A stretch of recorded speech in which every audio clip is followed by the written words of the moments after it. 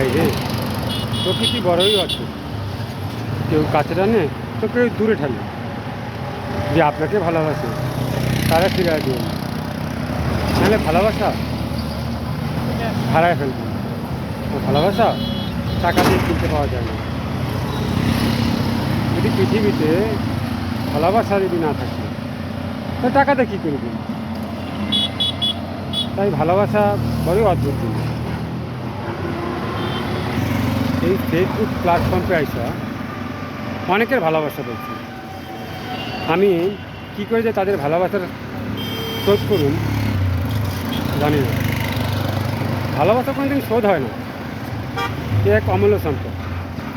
আমার এক কাছের মানুষ যদি কাউকে ভালোবাসা, নিঃস্বার্থ ভালোবাসি, কারণ নিঃস্বার্থভাবে ভালোবাসলে ওই ওপরওয়ালাকে ভালোবাসা হয়ে যায়।